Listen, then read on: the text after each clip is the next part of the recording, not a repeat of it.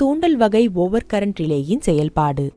நாம் தூண்டல் வகை ஓவர்கரண்ட் ரிலேயின் செயல்பாடு பற்றி பார்க்க போகிறோம். பிக்கப்பை அட்ஜஸ்ட் செய்யும் கரண்ட் டேபை தேர்ந்தெடுப்பதன் மூலம் மின்சார காயில் கீழ் துருவம், மேல் துருவம், நிலையான காண்டாக்ட், நகரும் காண்டாக்ட், உலோக டிஸ்க், ஈரமான காண்டாக்ட், ஸ்பிரிங், ஷாஃப்ட், நேர டயல் செட்கள் ஆகியவை இதன் அடிப்படையான பாகங்களாகும். இண்டக்ஷன் டிஸ்க் யூனிட்டில் சரளமாக சுழலக்கூடிய ஒரு ஷாஃப்டில் உள்ள உலோக டிஸ்க் பொருத்தப்படுகிறது. மின்சார காயில்கள் பொருத்தப்பட்டு சுழல் மின்னோட்டங்களை தூண்டும் காந்தப்புலம் உருவாக்கப்படுகிறது.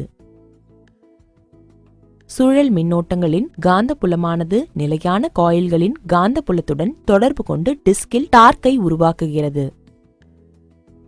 டிஸ்கும் அதன் ஷாஃப்டும் சுழன்று மூடிய நிலையில் நகரும் தொடர்பை ஒரு நிலையான தொடர்புக்கு நேராக நகர்த்துகிறது.